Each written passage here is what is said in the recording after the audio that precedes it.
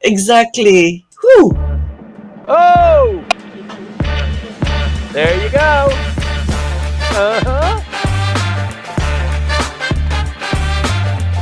Here she comes. Uh-huh. Walking back, moonwalking. That guy. Not that guy in the water. Yeah. Get him out of here. There you go. The star of the show. Good morning. Good morning, everybody. Thank you for joining us. Welcome back to our weekly update on Japanese politics. You know that if you want reliable, up-to-date, and concise information about what is happening in Japanese politics, you are in the right spot. So today here we are with Timothy Langley once again, and Timothy is here to give us a rundown of the week's political events, including government affairs, public policy, the economy, diplomacy, and probably some geopolitical events as well. In our sessions, Timothy breaks down tough issues and navigates Japan's political and bureaucratic landscape, as you have already realized. And if you haven't, please stay with us until the end of this. If this is your first time, stay with us and enjoy the insights into what is going on in the Japanese political and business scene right now. And Timothy does this as well for foreign companies, also business missions, chambers of commerce. And if you actually need some insight in detail, please do not hesitate to contact people who shape policy and influence both politics and business, which is great. So thanks once again very much for giving us your insight and for sharing what you know. And you're doing all that for free. So my appreciation goes out to you. And now it is on to you. Yes? Okay. Thank you very much, Maya. Maya, did you know that today, June 16th, 2024, is our 175th episode? That's Well, 175 Sundays together. together, yes. And I know that you actually tried to run away this morning just before I launched the live stream, and you stayed there still. So thanks a lot for that. Yeah, Getting every week. yes. Well, you always make it fun and threatening, so I do show up. And thank you very much to the audience, to everybody who tunes in, because it tells me you're interested in what's going on in Japanese politics. It's not everybody's cup of tea, but if it is a little bit of your cup of tea, you know, there are so few sources to talk about what's going on and get an update on that. And I hope you receive that here with us. This is Japanese Politics One-on-One, so that means it's an open mic for you. You can ask your questions. You can write to Maya, or if you're on Clubhouse, actually share the mic with her. After I've finished my very brisk and succinct briefing, hopefully I get through it in less than 30 minutes, but rarely does it take less than 30 minutes. But I'm reporting today from the fishing and sailing port of Hota.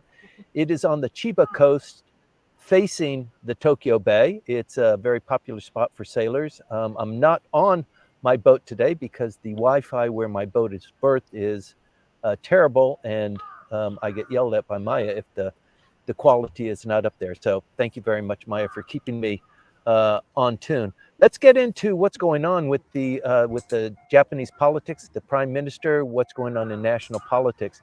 Today, the 16th, we've got the diet session, this diet session that started, I think, January, the last possible day in January, maybe the 26th or so. The diet session started, constitutionally mandated to be 160 days, and it ends on the 23rd, which is a week from today.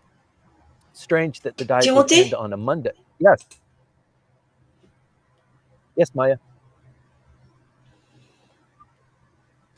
Maya.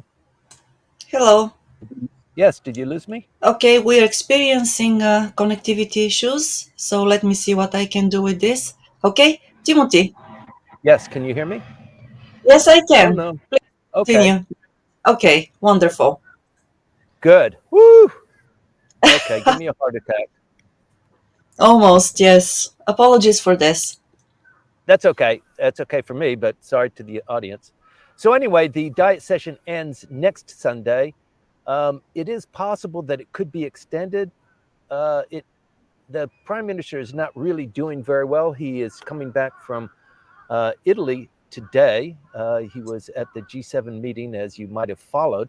We'll get into that. But this week, and it seems like every week, Maya, since we started this 175 weeks ago, every week just continues to get more and more important and inclusive and compelling. And our reporting on it, it just keeps getting more and more intense. So this week is no different. The diet session is going to end this week, and there's a lot of things that the Prime Minister wants to get through, and he's already conceded on a couple of things he can't get through.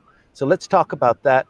The upper house vote on the reform legislation, you might remember that the Prime Minister pushed it through the lower house. It is now sitting in the upper house. It's got a week to pass. I don't know if it's going to. There is going to be a debate among the party leaders, the LDP, the Constitutional Democratic Party, Ishin, the Communist Party. This is the first time in, maybe 7 years that this has happened. The last time, it wasn't 7 years because it was Mr. Suga had a party debate too, but it's the first time in maybe 3 years. And it's a debate of the party leaders. So Mr. Kishida will be on the hot seat. Mr. Baba will be on the hot seat. Mr. Izumi will be on the hot seat. All of these people, Komeito won't be in on it, I don't think. But the way they have it listed up, it's a 45-minute session. It will be televised.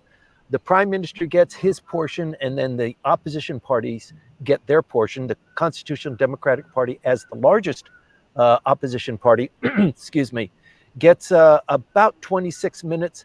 Mr. Baba at Ishin gets 16 minutes, and then it goes down from there, depending on how big your political party is, how many members you have in your party, determines how many minutes you get to quiz the Prime Minister.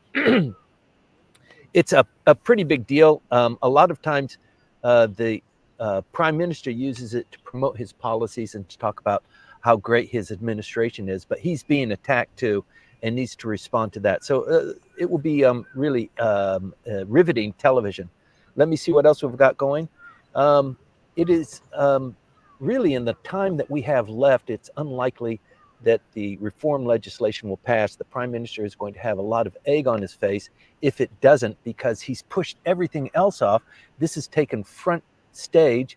Other issues that have had 2 or 3 years in development, they've gone through the political process, they've risen up through the various committees to become a bill that has been debated in the lower house, maybe even passed through part of the lower house or maybe from the upper house, and those have been stalled. So if the Prime Minister has squandered all of these political legislative issues because he wants to pass reform legislation that kind of benefits him, kind of benefits the LDP, it's going to be hell to pay later. His approval rating, by the way, took another hit, as you might have expected if you watch the press.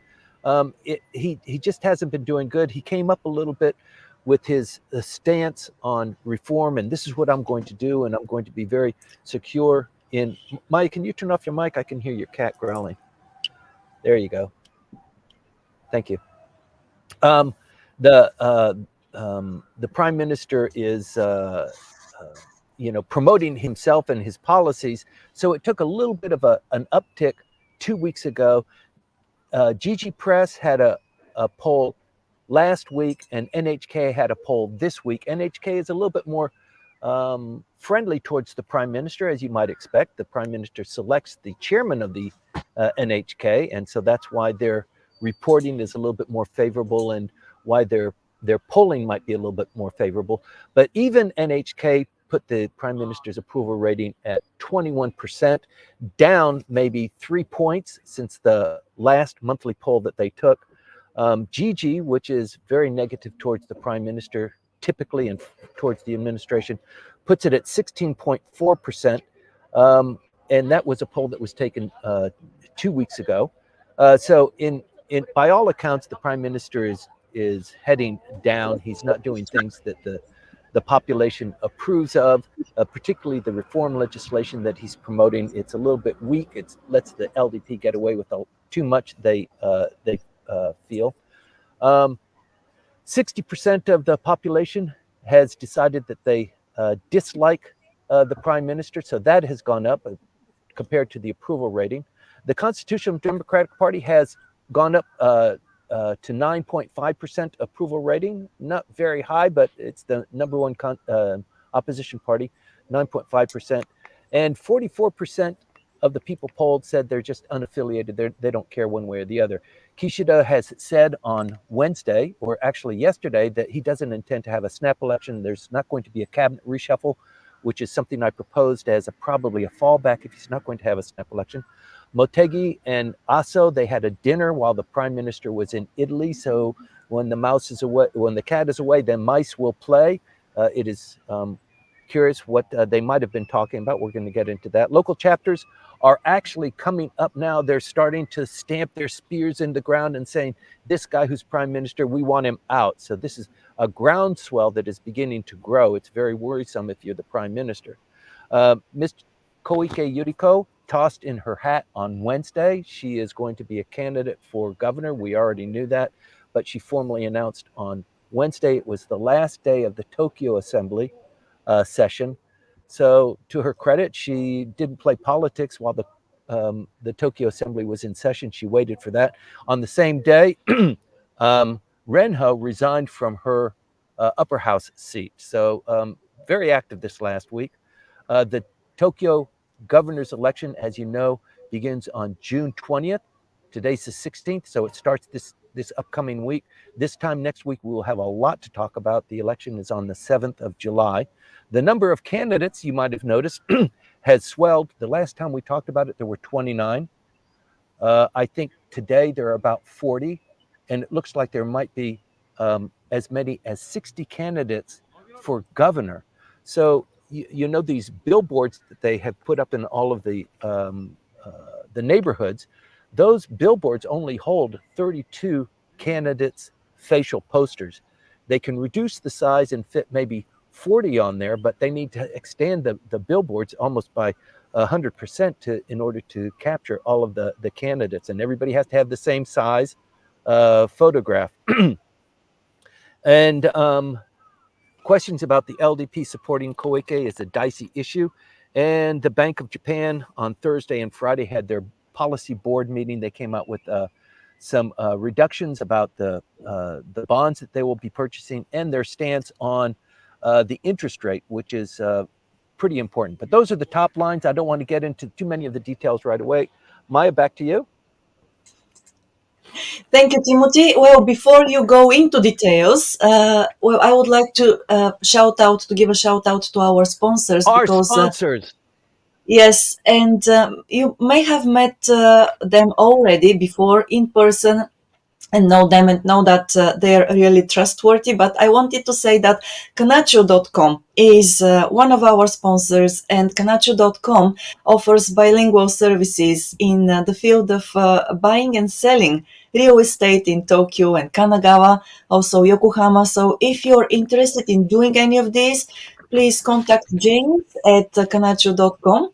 So Kanchu.com is there for you, and well, you get customized services depending on what you need and what you want to do.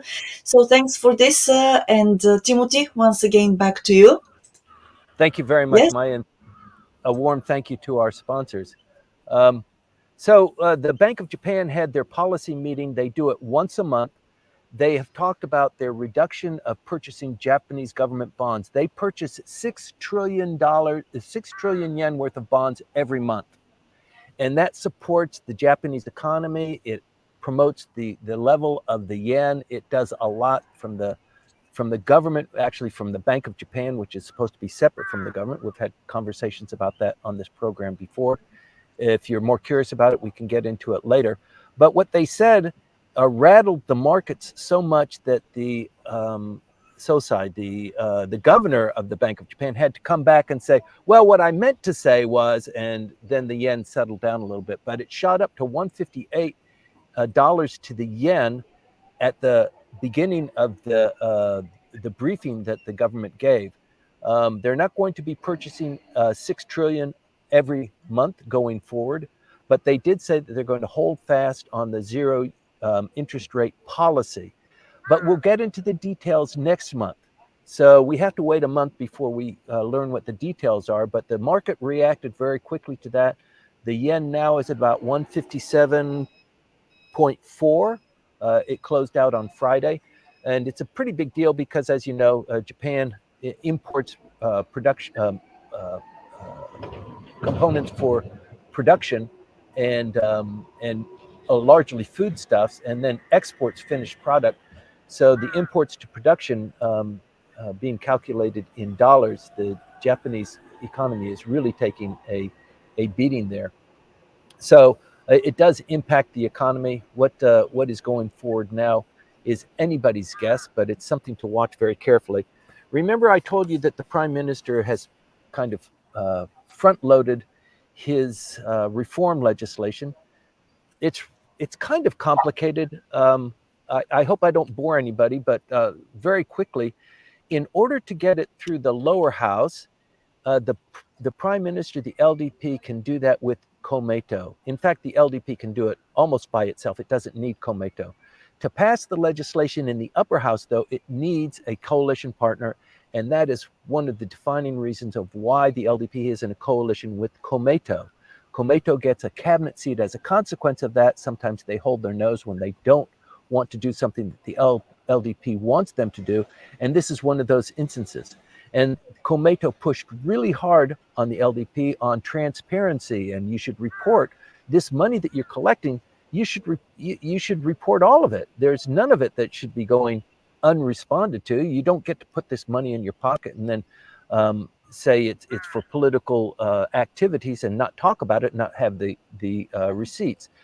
So what the LDP did was, in order to secure this legislation, they invited Ishin to come in. And Ishin, we know a little bit more now than we knew last week. Ishin has decided, yes, we'll support this legislation going through, but we also have some concerns. We want to make sure that the amount of money that you accept in donations, the cap is not going to be Nijumaen, 20,000 yen, 20,000 yen. It should be 5,000. I'm sorry, 50,000, not 200,000. Currently, it's 200,000, above which you must report who contributed to that.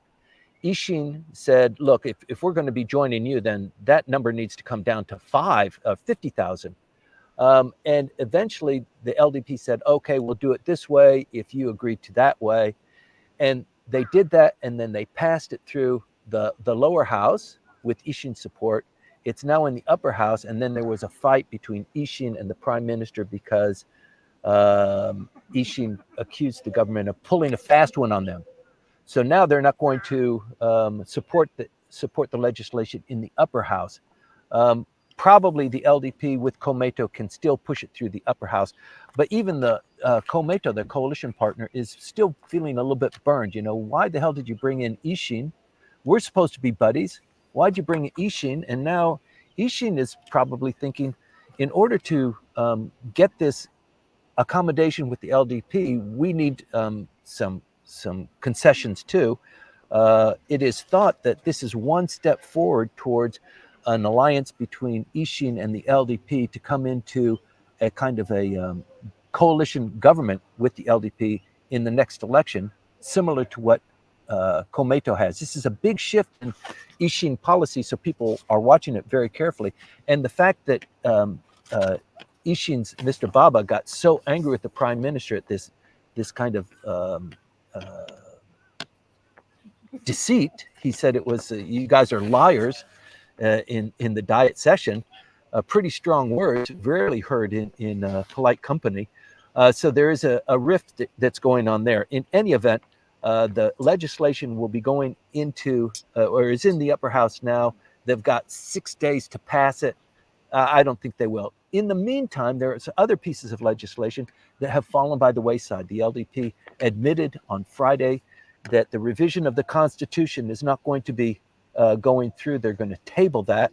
The people who are supporting the revision of the Constitution, the right wing of the LDP, are going to be really angry at the prime minister because he committed when he became prime minister, one of the things I'm going to do is I'm going to revise the Constitution. And we already know that revising the Constitution is a very big issue. It's never been done in the post-war history. It's the Japanese Constitution has been untouched. It's remarkable in a democrat. Nobody in the G20, in fact, has had a constitution that's been untouched for 50 years. So the first revision, the first part of their revision, is something very innocuous, something very non-controversial. If there is an emergency situation that confronts Japan, either a natural disaster or some sort of a foreign development, and the election and this controversy or this disaster or whatever it is falls during a time of a national election, we bypass the election and the people who hold their seats in the parliament retain their seats. It sounds reasonable. It sounds like pie in the sky. It might happen, it might not. The Constitution doesn't allow for it. Let's revise the Constitution. So once you change the Constitution just that one time, it opens the pathway for revising the Constitution later. And whenever this issue comes up, people are always talking about revising Article 9 of the Constitution, which talks about Japan's ability to hold offensive forces, offensive weaponry. Japan doesn't host an army, it has its self-defense forces. The capabilities are for defensive in nature, just protecting the islands from invasion, not being offensive, not being, attacking command and control or first strike capabilities. And all of those issues now have been breached. The Japanese government, in alignment with the United States government, is going very quickly forward on many of these issues. And ultimately, Article 9 of the Constitution needs to be addressed. I think probably a careful review of it would say that the Constitution prohibitions have already been exceeded. But there's lots of action that's going on there. I'm going to talk a little bit about that. But one of the issues that has fallen out is the constitutional revision. The other one is the imperial succession. So they announced on Friday, once again, that the Constitution, the imperial succession, about having a female heir inside the succession lineage is they have to push that off. And the debate there is, how do we treat the husbands of the female emperor? What role do they have when their wife is empress? And there's a big debate going on there. They need to resolve that. They're not going to do it this time. And when the issue comes up, it probably won't be under a Mr. Kishida administration. So once again, particularly because of this decision to bypass the constitutional revision, the prime minister has another group of people, which are the right wing of the LDP, angry at him. He's got a whole raft of people who are angry at him.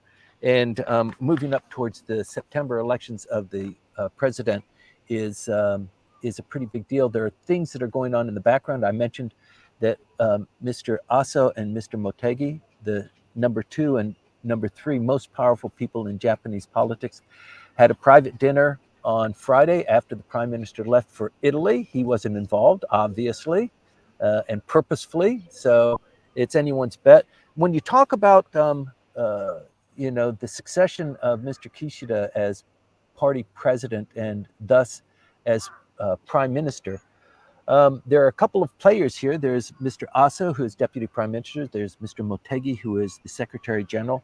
And you've got Mr. Suga, who was previous prime minister. And he has now risen up to be one of those people who wants to be the kingmaker.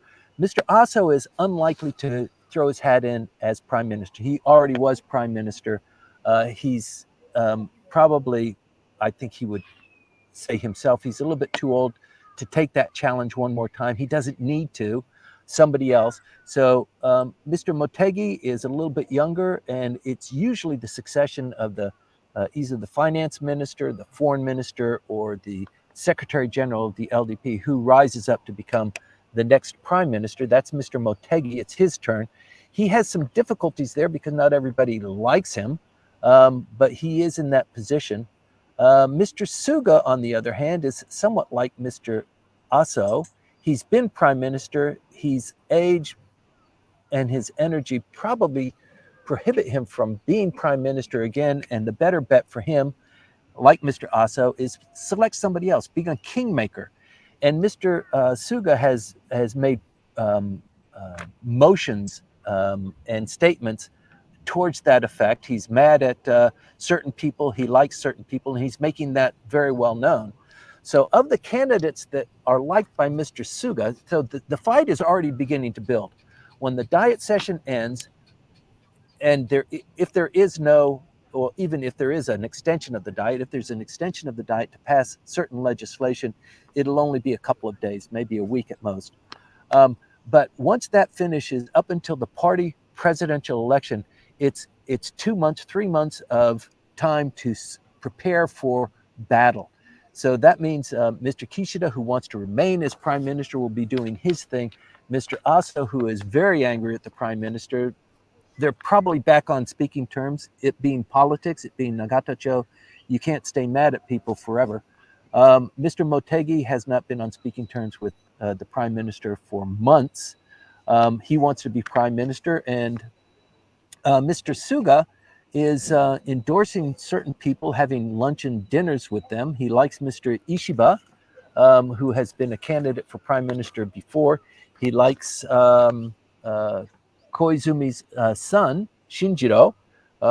There's some problems with Mr. Shinjiro. Just, he's 43 years old. He has not had many cabinet portfolios. Usually, to qualify for prime minister, you have to have a minimum of 3 cabinet portfolios, including one of the important ones, foreign minister or finance minister, maybe even secretary general. But you have to have one of these key positions to kind of qualify, and Shinjiro is not in that category, but he has great appeal. He probably, with the right backing, could become prime minister. So don't toss that one out. But there was a dinner just this last week with Mr. Suga talking about these individuals. He is from Kanagawa, Mr. Suga is. And one of the reasons why he lost his prime ministership was because of Mr. Motegi. So the two of them, Mr. Suga is unlikely to support Mr. Motegi's bid to become prime minister. He's going to support somebody else. So this swing vote is Mr. Aso. Konotaro, as you know, belongs to the Aso faction.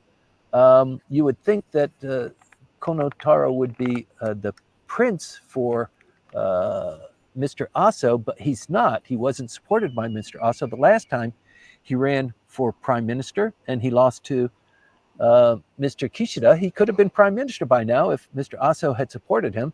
So it's anyone's bet what they're going to do. So it's going to be a race, actually four-way race. Mr. Kishida, who is Mr. Suga going to support? Mr. Motegi is obviously going to run, and what is Mr. Aso going to do? So keep your eye on that. Sorry for going too much on it, but it really is important, and there are aspects of what we've talked about that are important for you to just keep remembering. So let's get into it if we need to in the Q&A period. Moving on, you remember we talked about the North Koreans flying balloons over 1,000 of them. In recent weeks, the South Koreans got increasingly angry at this. They were flying balloons over with trash and paper and fabric and feces and stuff like that, just to kind of tweak the nose of their neighbors. And I think it reached a breaking point. The South Koreans got mad at this.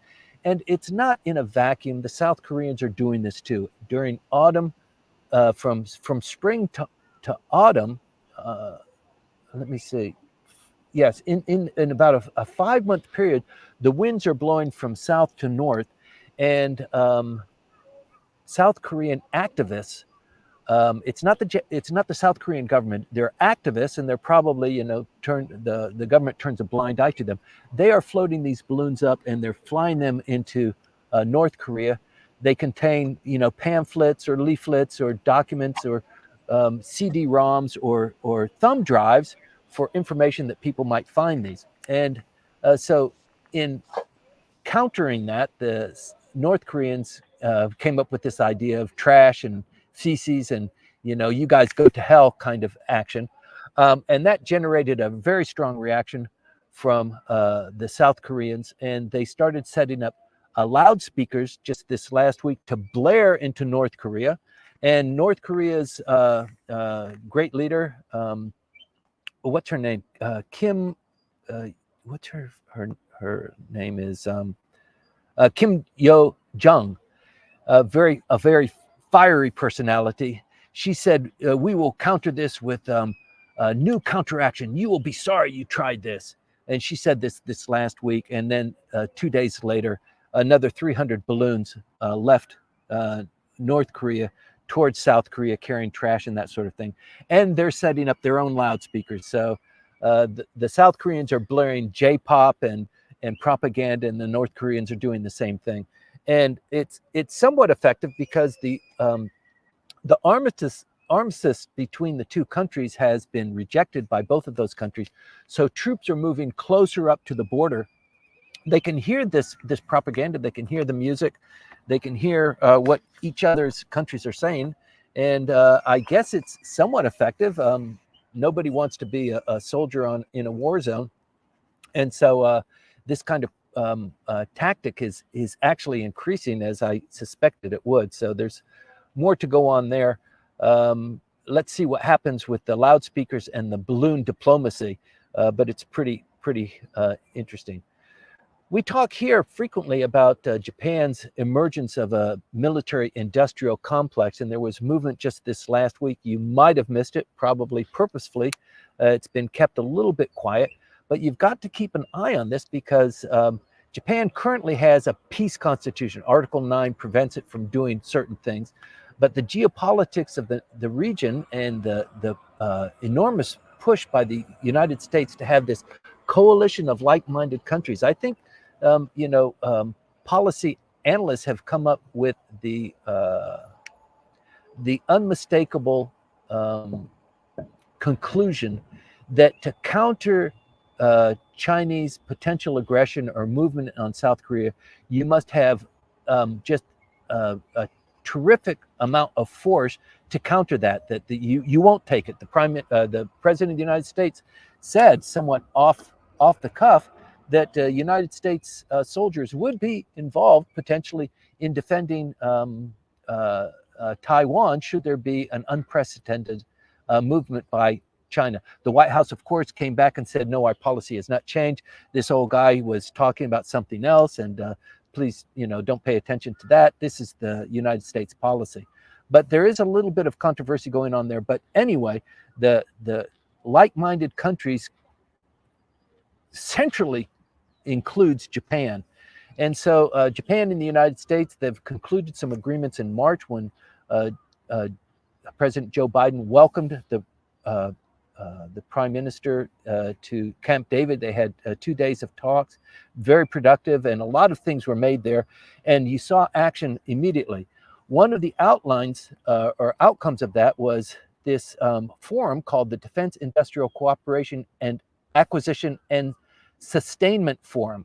They had their first meeting 2 days ago, where they are planning to integrate the Allies' defense industrial bases to facilitate co-development, co-production of missiles and other assets.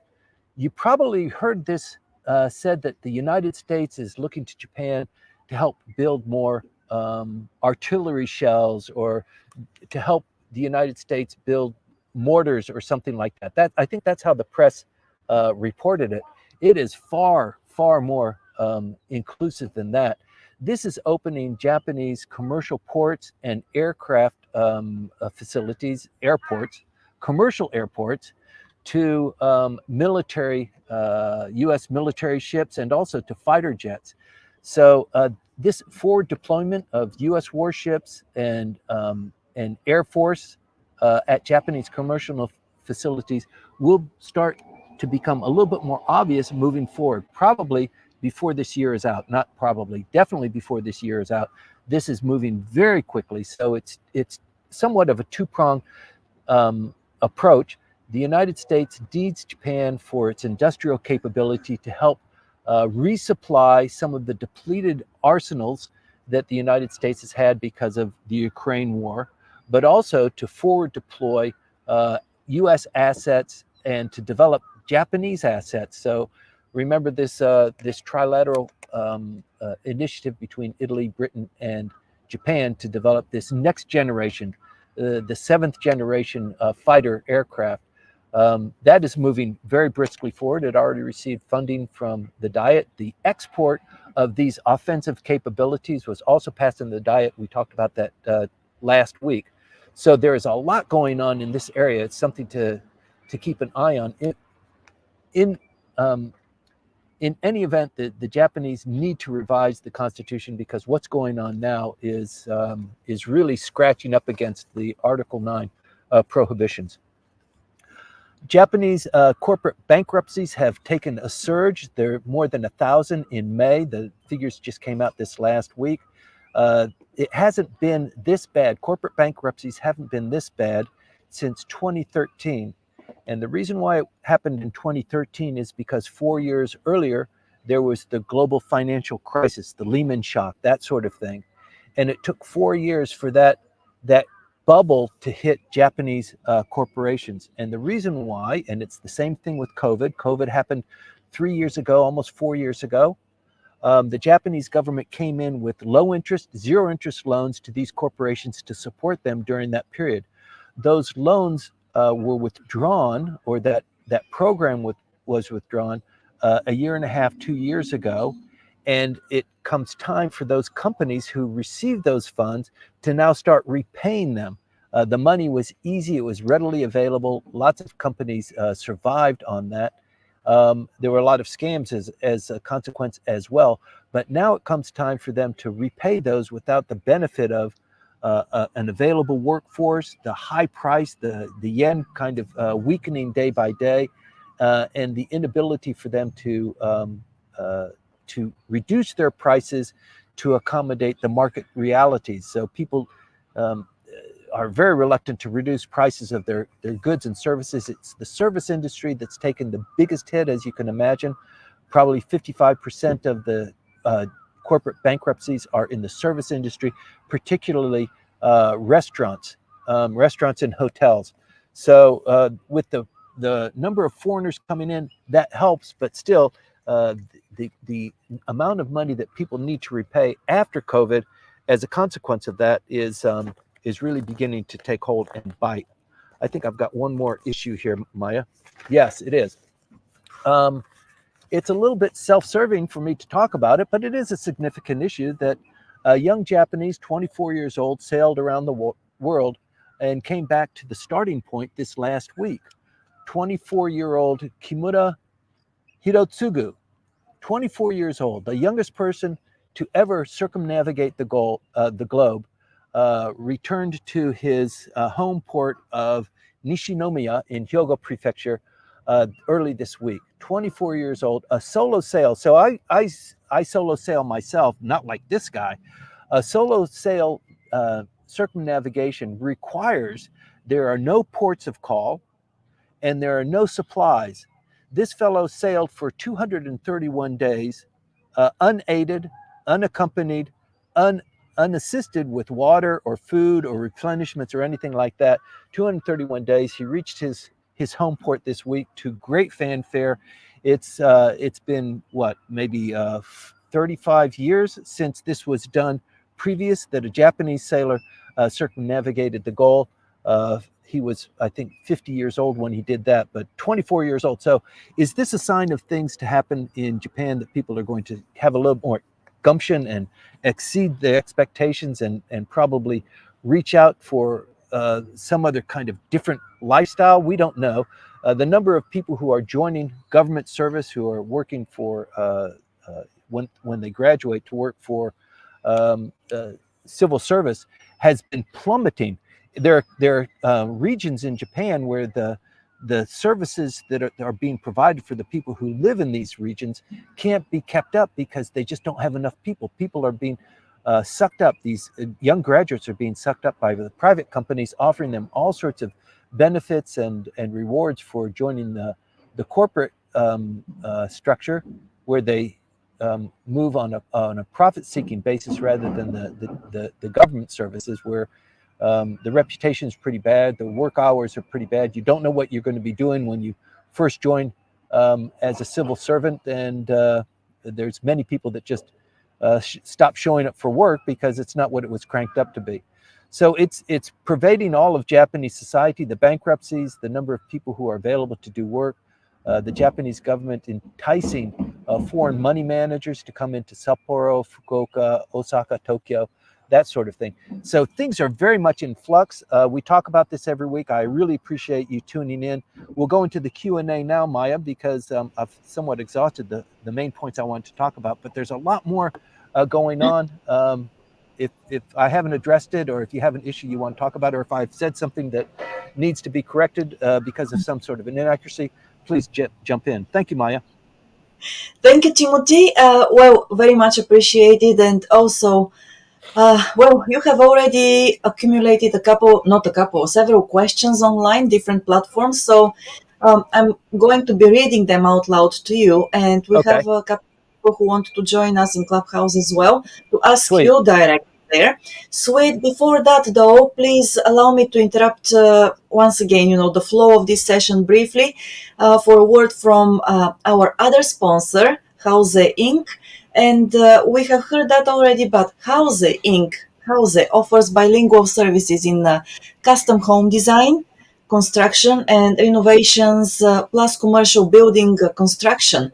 So if you are interested in any of these, if you're thinking of renovating your home or renovating your office or your shop, please remember Houze Inc. is there for you to offer bilingual services, and you can contact Hana Urushizawa Howell there on LinkedIn. And also, once again, the contact details are in the video description on YouTube. So that's from our sponsors from the moment. And Timothy, we're moving into the Q&A session. Oh, God. Yes, I think that you need to have a chair somewhere close by or a bench where you can, I need for a a moment, drink. a drink too. Yes. All right. Starting with the first question on YouTube from Hiroaki. So Hiroaki, right? Yes. I forgot to mention among Suga and Aso and Motegi, I should have mentioned Hiroaki too, a potential candidate for prime minister. Yes, that's a great observation, actually. So the question from Hiroaki is the former PM Suga going to support PM Kishida's administration and his as vice No. prime minister? No. So Okay. you asked this question last week. I remember seeing that. I don't know if we addressed it, but I do remember you mentioning that, and I thought, no. Why would Mr. Suga want to be deputy prime minister when he was already prime minister? That just doesn't make any sense at all. He wants to be a kingmaker. If you've watched Mr. Suga in action, I go to briefings all the time. He's sometimes the main speaker. He just doesn't have that kind of charisma. He has a lot of followers, but I think working in the background, and since he was prime minister, and since he was so close to Mr. Abe, he's got tremendous appeal. But I think as the main force, I don't think it's in his character. I don't think it's in his mix. A deputy prime minister to Mr. Kishida, it doesn't feel right to me. Mr. Kishida just said on Friday before he left for Italy, I'm not going to call for a snap election. We all know that because he would get killed if he did. But he's also said he's not going to reshuffle the cabinet, which to me is, I guess it's a delicate game. If he reshuffles the cabinet and he moves Mr. Motegi out, then Mr. Motegi is free to criticize the government. You can't do that when you're in the government. He's been quiet. He's been polite and mindful of his position. He is in the government. You can't criticize the prime minister when you're in the cabinet or in the LDP trying to keep things calm and moving forward. So it's a very delicate mix. A good question, but I can't see Mr. Suga moving in that direction. But once again, a great observation. Thank you for the answer, Timothy. And since we are talking about candidates as well, candidates for prime ministers. So once again, I asked you this question, I believe maybe a month or two ago, and I'm going to ask you again. So I would like to hear your answer this time. So maybe the answer has changed. My question is, don't you think that everybody has underestimated Prime Minister Kishida's political acumen? We talk about this all the time, but it's not that we talk about it, we argue about it, because Argue about you're rather adamant. You're saying he's, it. there is Mm-hmm. something to it. I agree with you. When either Aso or Suga criticized the prime minister could turn around and say, "What the hell? I've already been prime minister longer than both of you guys put together. So, shut up." He could say that. He wouldn't. But the fact is, yes, he has survived. Is he better than Mr. Suga? Is he better than Mr. Aso as a prime minister? Under one calculation, you would say, yeah, I mean, he's now survived longer than them. So maybe he's the smart one.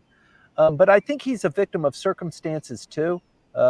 He has decided to go on his own without pulling the rest of his team, without pulling Mr. Aso with him and Mr. Motegi. So he's isolated himself, but he's he's the prime minister, so he gets to call the shots. He gets the blame, but he gets to call the shots. I think it's not going to work in his favor. I think it is just as likely that he could continue to be prime minister, even with all of these negatives going against him, because he's the incumbent. And in this country, in this culture, this Nagatacho society, being the incumbent means a lot. You should think twice about going against the man who's going to continue to be there, because retributions will be had. He's already done more to change the LDP than any politician in the post-war history. So he has achieved something. Maybe it requires a little bit of perspective, maybe 3 to 5 years, and then we look back and we say, Mr. Abe was a great prime minister. He had some trouble, but it was Mr. Kishida who turned out to be the one that really brought Japanese politics back onto the main stage. Maybe, but it'll take a little bit of time for us to figure that out. Yes, and I also imagine, because at this point of time it looks like Mr. Kishida has destroyed the LDP, the structure of the party itself, by eliminating the factions there. But who knows, maybe in the long term, it's something that people would appreciate. Well, No? we don't know that yet, because Mr. Aso hasn't destroyed his faction. Mr. Right. Motegi hasn't destroyed his. So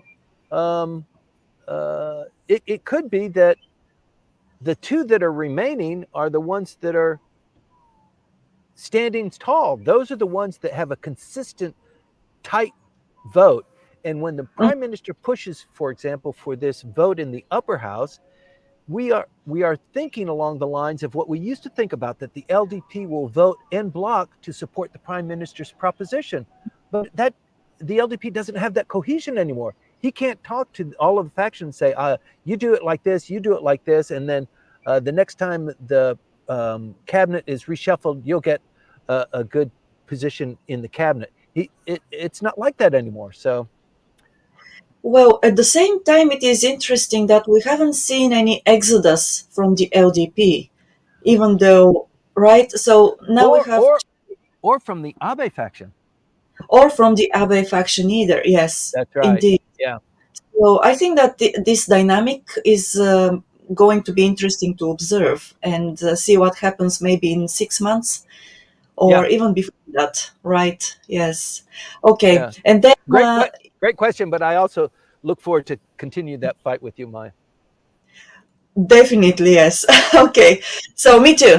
And then in addition to what you, your comments about Mr. Suga, we have a comment from Tomoku Mitsuoka in Clubhouse, and she writes, well, okay, just a moment. Oh, whoa, whoa, whoa, whoa. I lost the screen there. Excuse me for this. Apologies. Okay, so Tomoko writes that even David William and Donald Cameron, ex-Prime Minister of UK, has become a Minister of Foreign Affairs for Rishi Sunak. So that there are some instances when former Prime Ministers well, choose, to stay in government and taking a secondary position, if I can say a secondary position, of course, for a minister. Yes. But yes, it happens, I believe, but maybe we don't know how it will play out in Japanese politics, and maybe Mr. Suga is really, he wants to stay in the background and pull the strings, basically. Okay, can I respond to that, Tomoko? Yes, please do. So, Yes. so in Japanese politics, Mm. um, so Maya, you organized a view a tour of the Diet. You remember that? Maybe this time last year. Yes, it was in June last year. Yes. And when you go into the plenary session, the big meeting room where all of the members of the Diet vote, it's a kind of a Hmm. semicircle circle, and Yes. the younger Diet members sit in the front, and then the older, more seasoned sit in the back, and it's Hmm. divided according to the party position. So Right. sometimes when they have a stand up vote and they show it on TV, they said, and so the Diet was in session and they voted on, the child labor or sole custody legislation, and they took a stand up vote, and then the people stand up, and you can Yes. see on the different parties, who is voting, and usually they vote in block. But Hmm. this is somewhat long-winded, but I think it's important. As you become more senior and more powerful, you sit towards the back of the room. Okay. And in Japanese politics, once you become prime minister, you're somewhat handcuffed. You can do things. You've got a cabinet. People are really scrutinizing you. If your son has a dinner party and then they take pictures inside the residence, you get into trouble. So it's a bunch of a pain in the ass.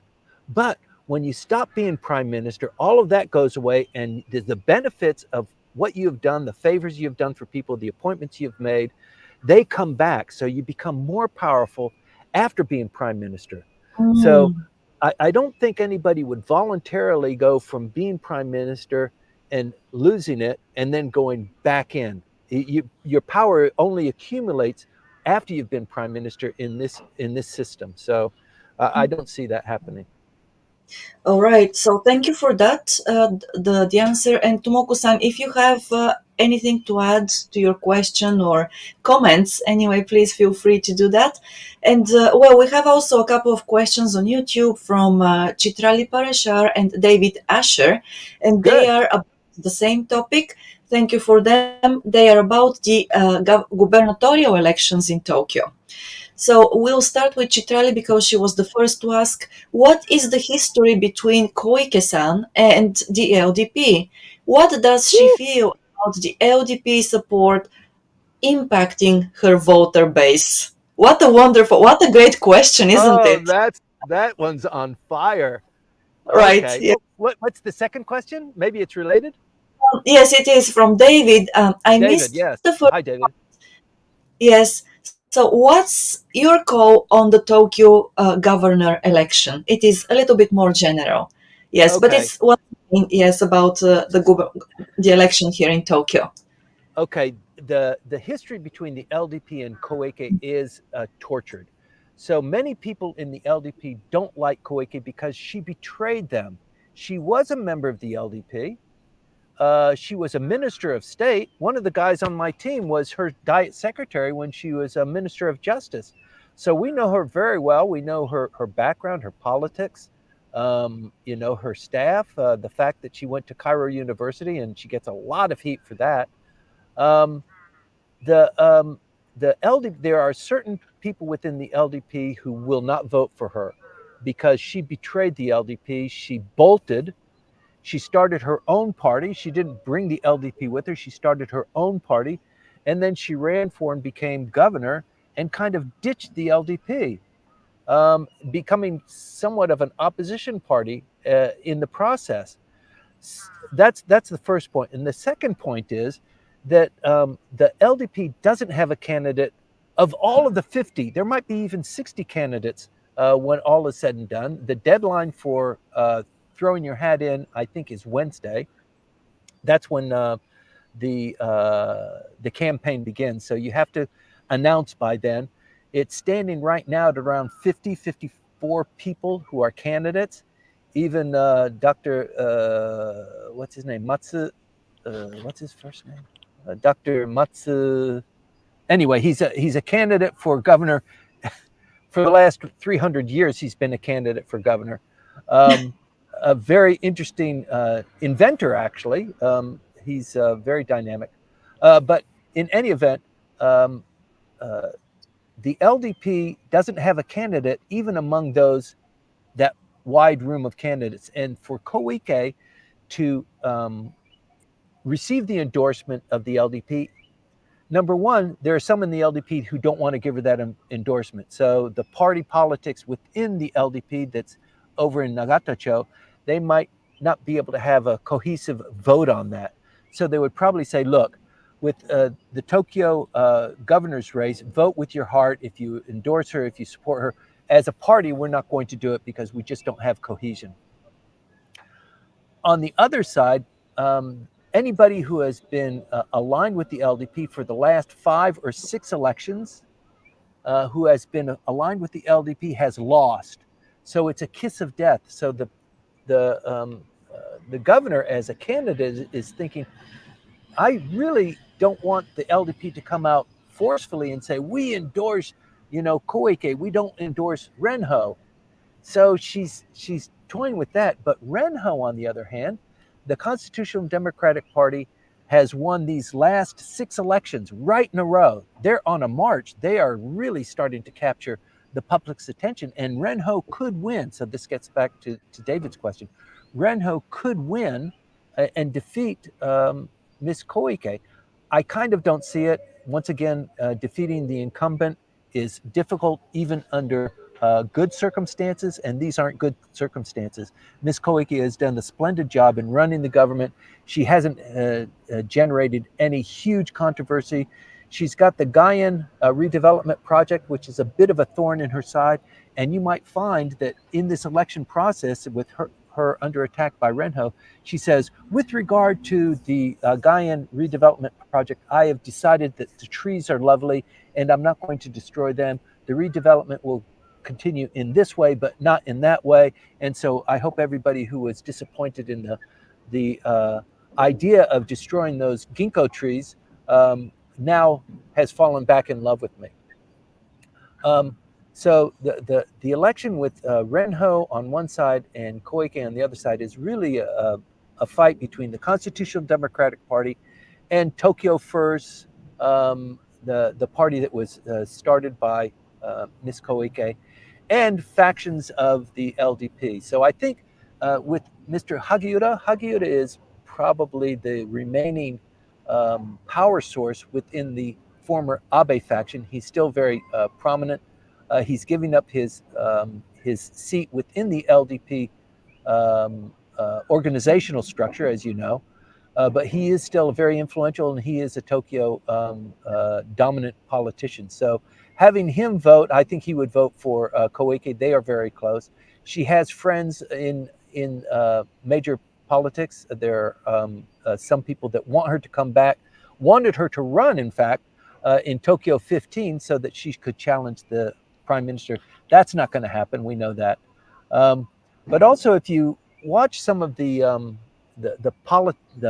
speeches that are going on now, the distinction, the difference between Miss Koike and her demeanor and Renho is stark.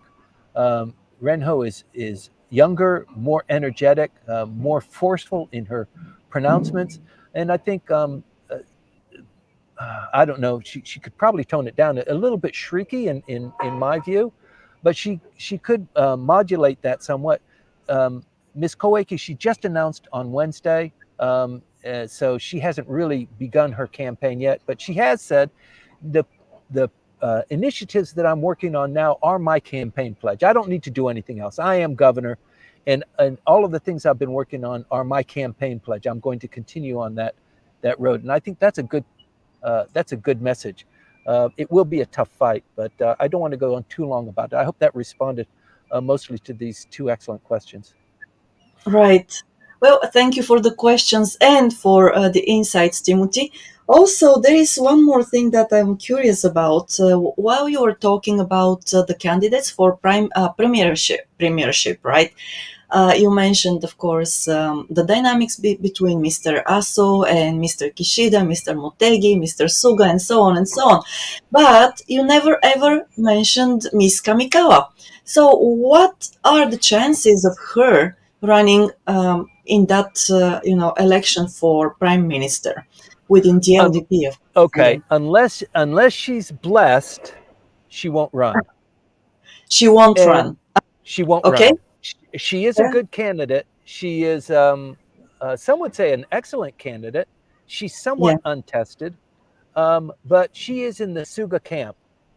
But among the people that Mr. Suga likes, she's not the primary one. She is maybe tertiary. She's maybe number 3 or 4. And as my in my calculation of who is the who's on top and who's on the bottom, maybe Yeah. that's not a good. I think it is.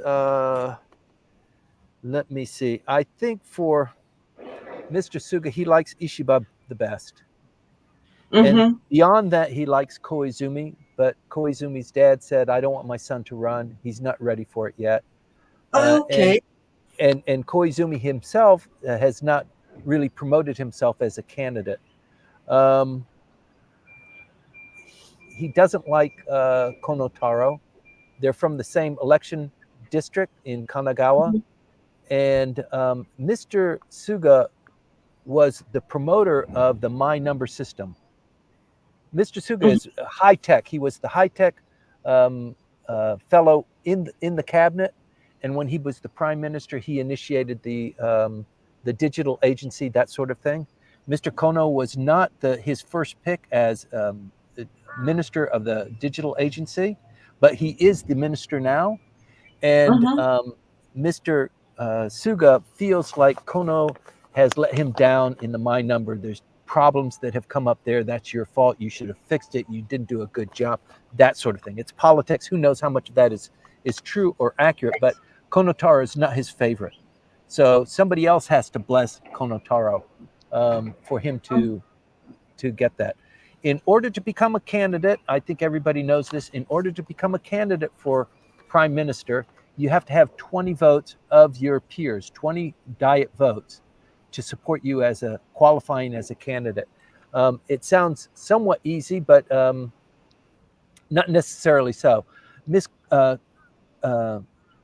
Kamikawa has already set up a group to collect the 20 votes, but I think the fight that's going on now is not among candidates, it's among the people who are going to be the kingmakers, and we've already Right. talked about that.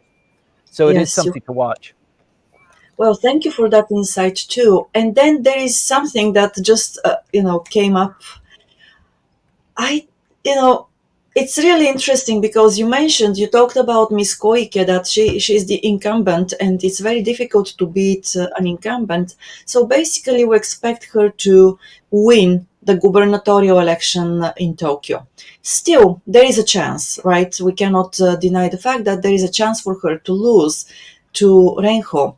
In case that happens, do you envisage Miss Koike going back to national politics?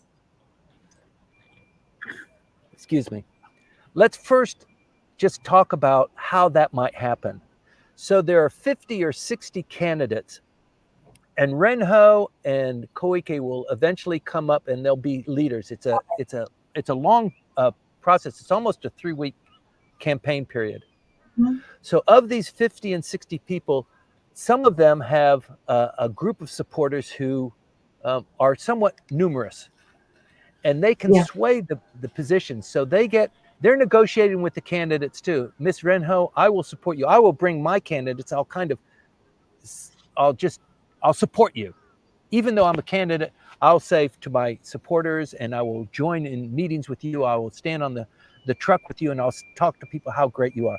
So of these 50 and 60, they could be an amalgamation that continues throughout the campaign period. And so with so many people, so many factions that are voting, you could have an amalgamation that does surprise the voting public. How did she become governor? That came out of the left field. That's how it would happen. right. But what was the question? The ultimate question was. if Miss Koike loses, Oh yeah. Will then she go back into national politics? right, because there is time and until September, and there is enough time for her Yeah. to actually think about running for, I don't know, PM if it is technically possible. Okay, the run for PM, you've got to think about that. It's a long, slow slog. If she was to run for, I don't know. She's what? She's 70 years old, 71 years old right now. And yes, but she's still Um, energetic, full of oh energy, no, full of. no. I completely agree. She's still got plenty of miles on her, and she's a great candidate at the national level or at the local level. Mhm. But if she was to be defeated, and then there's a snap election, and then she runs for office, the process of her becoming prime minister, she would be, 75, 80 at the time. First of all, she needs to win a diet seat. And then she needs to join the LDP, and not everybody's going to be so happy about that. Then she needs to have a number of people who have fallen in love with her, even though she's a first-term diet member. And when the issue comes up, she can collect 20 people to sign and make her a candidate. Okay. Probably one, and she's a first-term diet member, and somehow they make her a minister of state, some minister. It's possible that she would be able to collect enough favors and people who admire her because of her excellent way that she ran the Ministry of Construction or Justice or whatever. And in the next election, then she kind of tosses her head in, but it's really difficult. She's got other people that are coming up strong. She's got Koizumi. After 5 or 6 years, he's going to be a formidable force. You've got Mr. Kono, who ultimately will become prime minister, in my view. He deserves it. Right. He has the pedigree. You've also got Mr. Hayashi, who is currently the chief cabinet secretary. He's a great politician. He's got a great pedigree. And he comes from an election district that has produced 3 or 4 prime ministers. So he will be coming up strong. You don't hear about him at all. He's been so polite and so astute in doing what he should be doing as a politician that when it comes time for him, he will come up and people say, yeah, I hadn't thought about that. That's a great idea. He will be ultimately prime minister as well. So there are a lot of people that are standing in line. Okay, thank you for that insight as well. And before I go back to LinkedIn with some comments and questions from there, I want to give the mic to Yuka in Clubhouse. Yuka, hello. Can you hear me? Yeah, I can. I thought you were going to say, omatase itashimashita.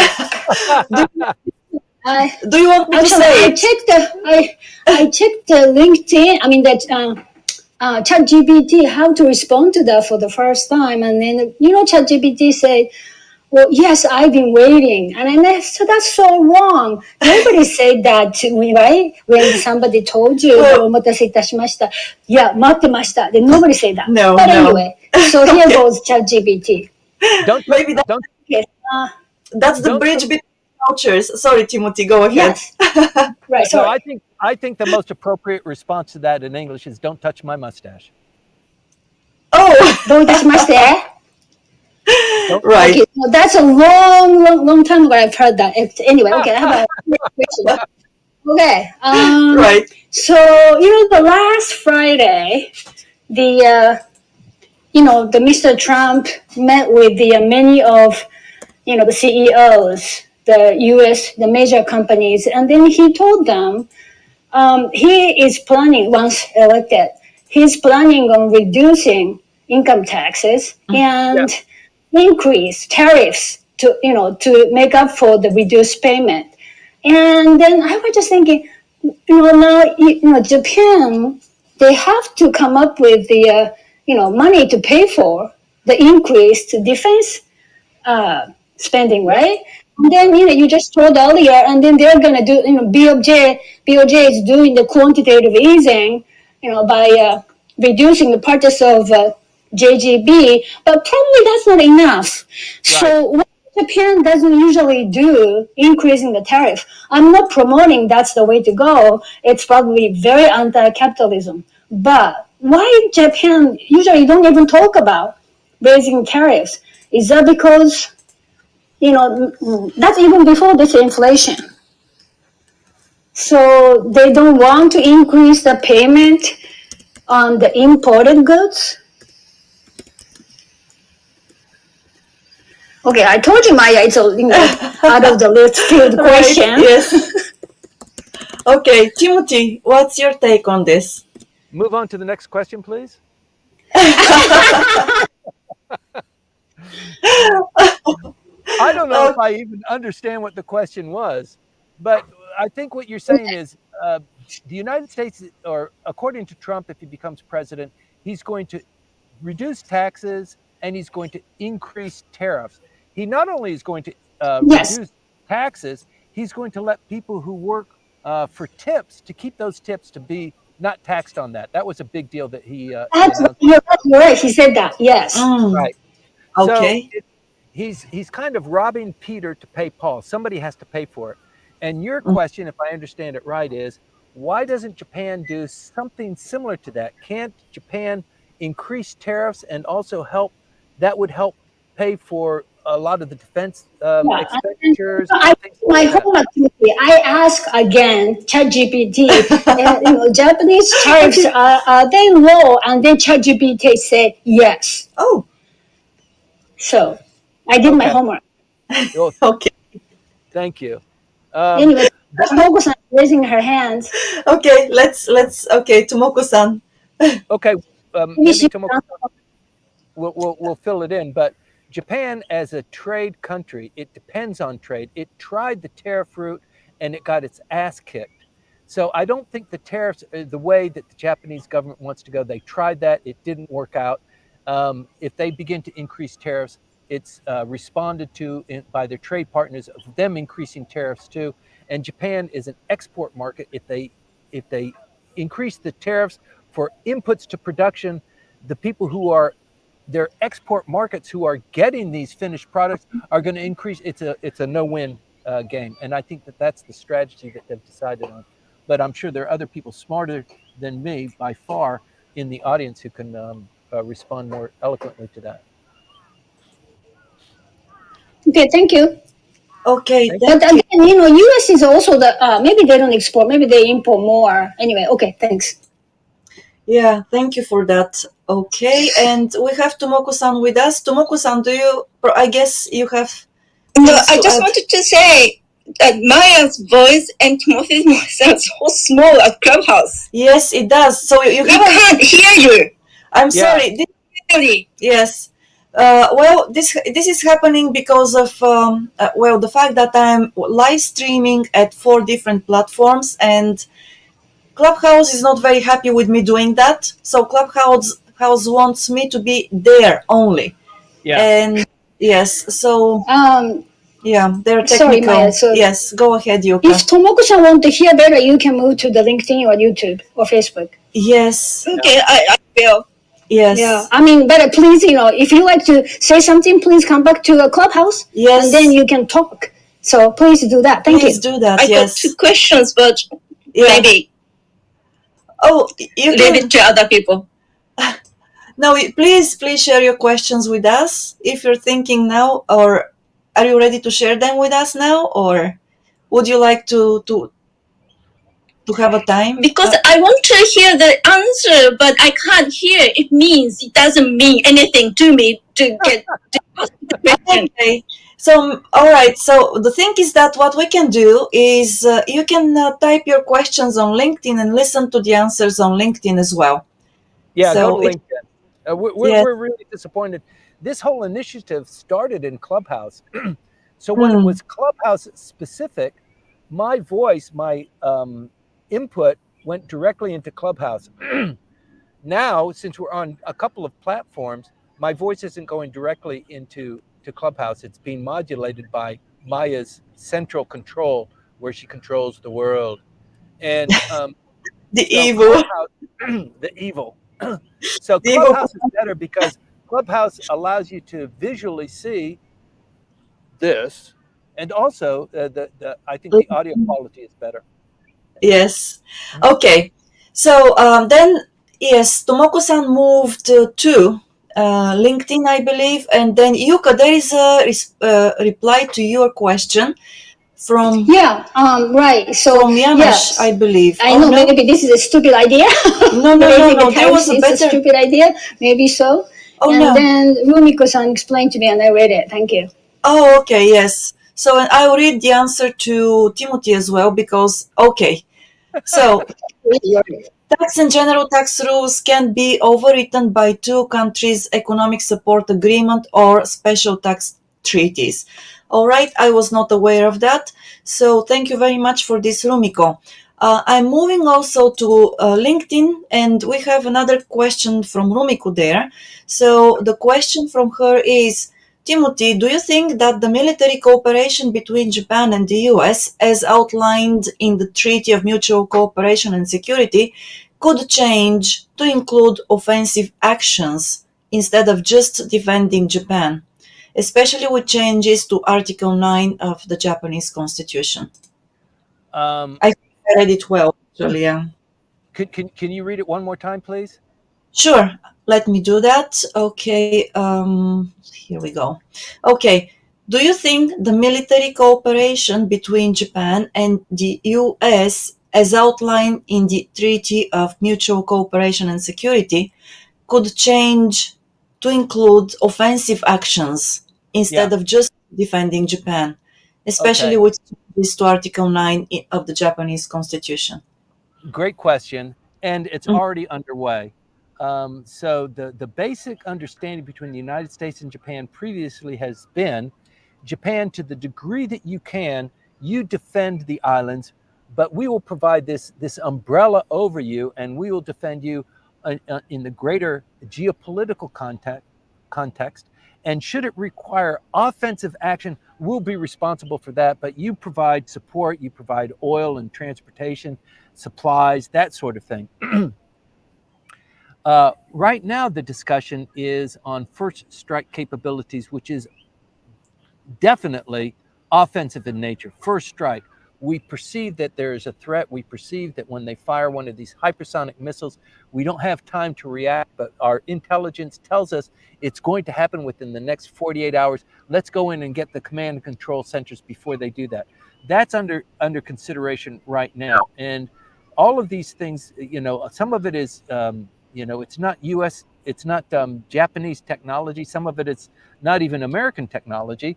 The Japanese are capable of producing and procuring, technologies all over the world. A lot of it is Israeli for, missile defense and that sort of thing.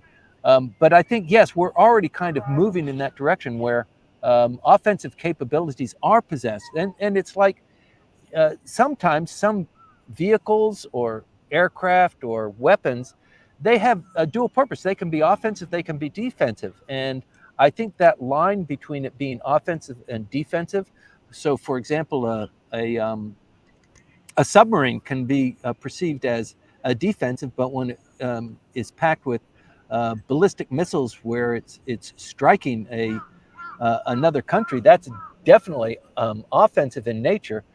So that has prevented the Japanese from being more active internationally in producing, submarines for consumption overseas. So the export control we talked about this last week, the export control restrictions for Japan exporting offensive military weapons was discussed and passed through the upper house last week. We talked about this. I hope you remember. It's in the synopsis notes as well. So Japan can export these very obvious offensive super aircraft when they finally go into production because of this understanding that we have that there will be certain regulations in place and certain vetting and that sort of thing. It's all, it's obviously a restriction or a violation of Article 9 under a strict reading. So great question. I hope that responded somewhat to it, but yeah, it's in flux right now. What we're experiencing over these last 3 or 4 years is just really astounding.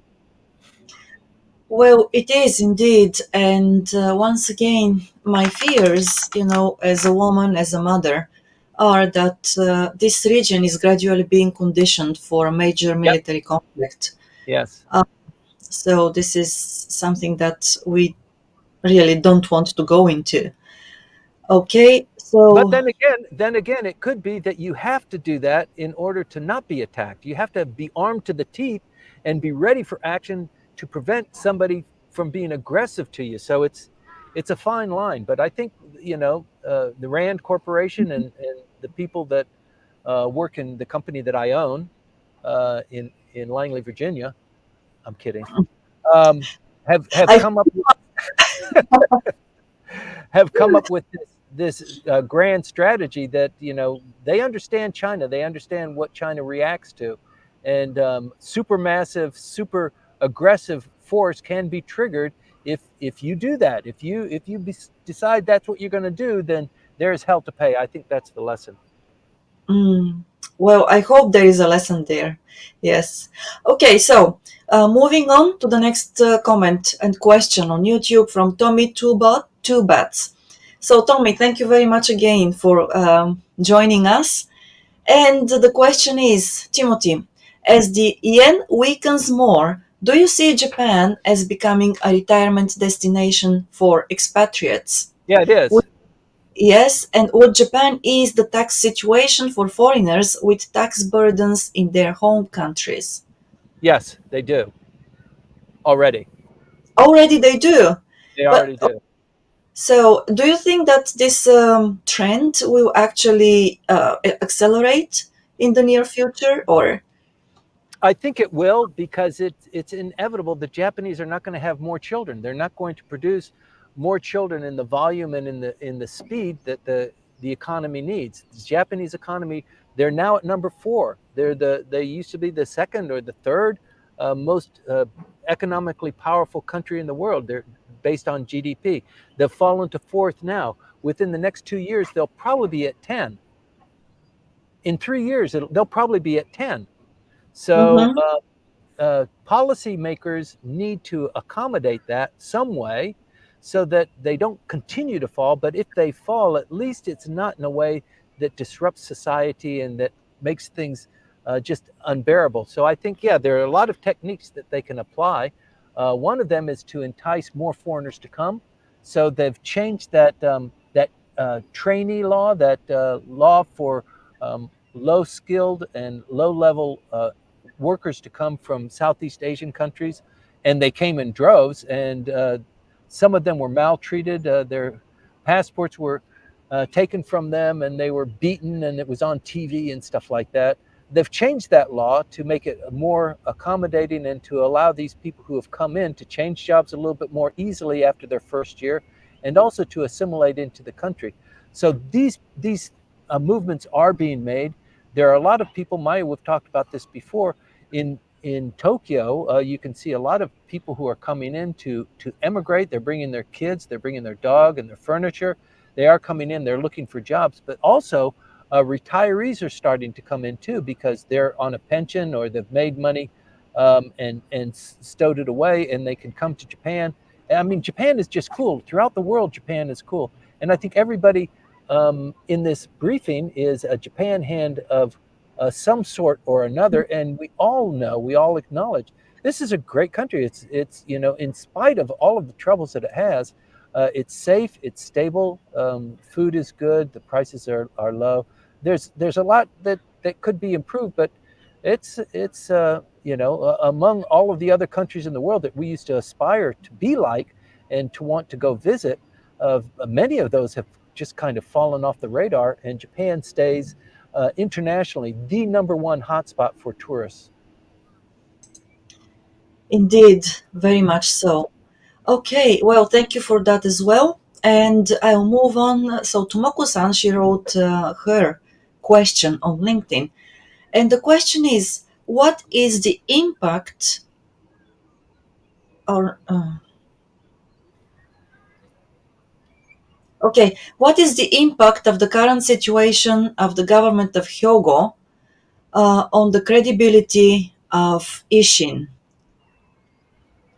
Okay, I, that's a that I'm reading it correctly. Yes. Okay. that's a deep question. Mm-hmm. Okay, uh, Hyogo is the landing spot of the sailor who just circled the globe, right? Yes. So Hyogo is in the news. They're also in the news because of what the question reveals. Ishin is confronted by a challenge because the Constitutional Democratic Party, the number one opposition party, has made such great strides over the last couple of elections. Renho has decided to resign from her four-term upper house. Four terms. The term of the upper house is 6 years. That's 6, 12, 18, 24. She's been in the upper house for 24 years. She relinquishes that to run for governor. That's a big gamble. The Constitutional Democratic Party feels that they're going to be able to repeat this. And if they became governor, if their candidate became governor of Tokyo, that would be a big deal. Ishin is going to be on the ropes. So what Ishin wants to do, and also, by the way, the Minato mayor election also went to the Constitutional Democratic Party. It was 2 weeks ago. It was won by Renho's secretary. So it's also, even though she ran as an independent, everybody knows she's being supported by the Constitutional Democratic Party. So Ishin is, that's why I think Ishin toyed with the idea of talking with, I think the idea was the prime ministers, in fact, go talk with Ishin and see if they want to cozy up to us because I want to pass this legislation and I'm feeling a little bit uneasy about my coalition partner, Komeito. And if they don't support me in the upper house, I might not be able to, I want to have an out. I want to have something in my pocket, and that could be Ishin. So with Ishin and the LDP, yeah, we could pass it to the upper house if Komeito decides they're going to take their ball and go home. So he did that. It worked to a degree. It didn't work all the way. The current evolution with Ishin now is Ishin has the governor's office and the mayor's office in Osaka. Osaka is not a metropolis like Tokyo is. It's a prefecture and it's a city. They want to merge those. That referendum has been tried twice and failed both times. They want to try that referendum again, making Osaka even that much more popular, even that much more stronger in terms of a political force. And so that is on the books now. I think it's probably a referendum that will pass. Maybe this time they're trying to expand the number of people who can vote for it, not just people in the city center, but people in the entire prefecture. So I hope that's somewhat responsive to the question. I'm not sure if I hit it on the head or not. Well, Tomoko-san, if you need or if you have a follow-up question or comment, please let us know on LinkedIn. Or if there's something behind the question, what's the purpose of the question? What are you trying to really get at here? So that I know better, other than just mentioning what's going on in Hyogo. Okay, so Tomoko-san wrote lots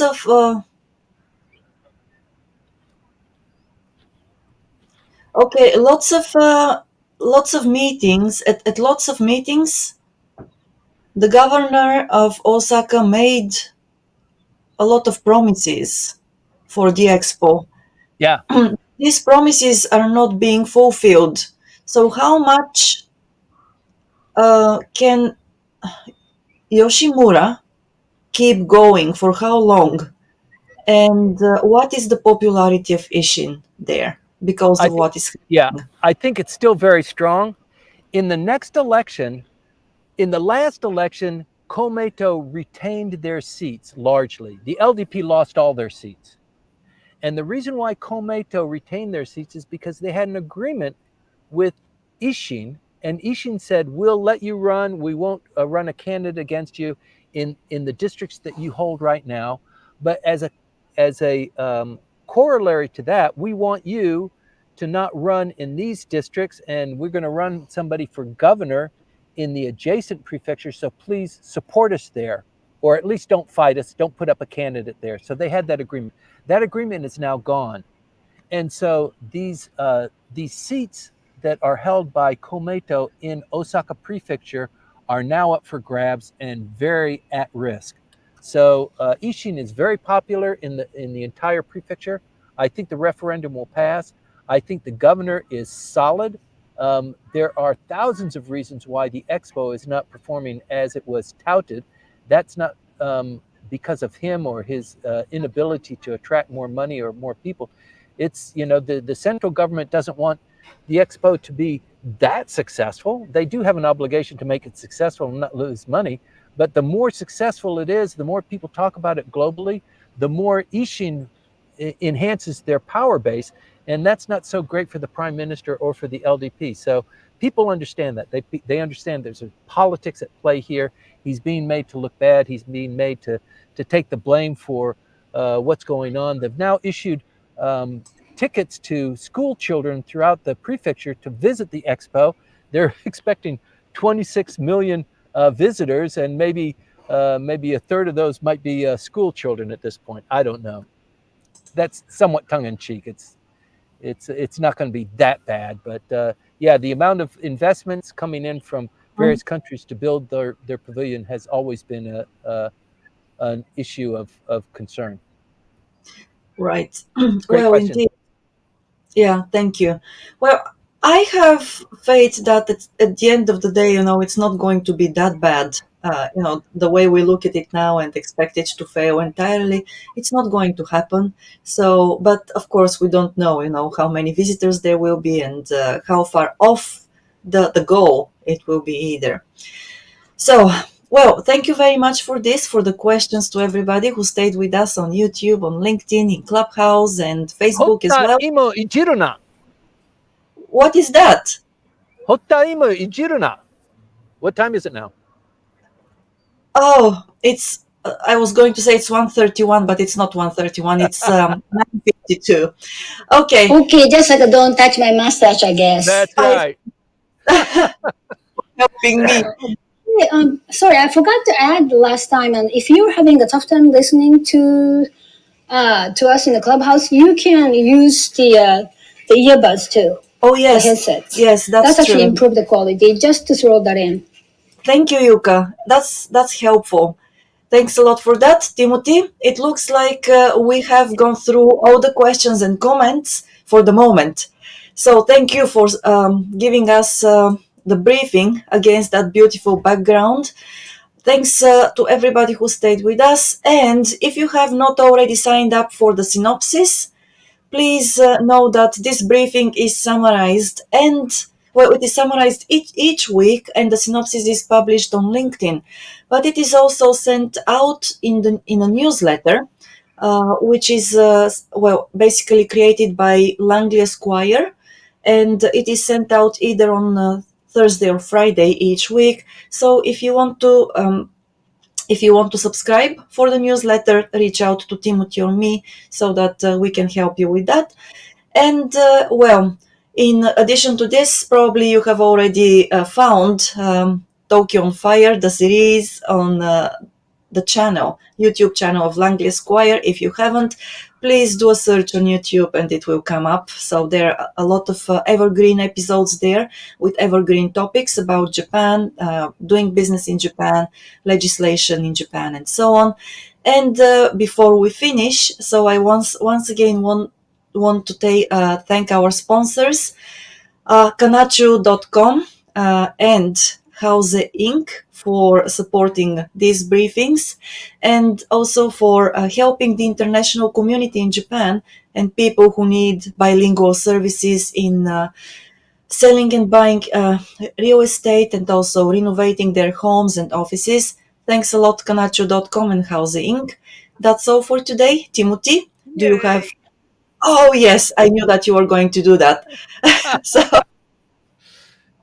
Well, So, it's a beautiful day, and as you'll see, the harbor is beginning to fill up with boats. yeah.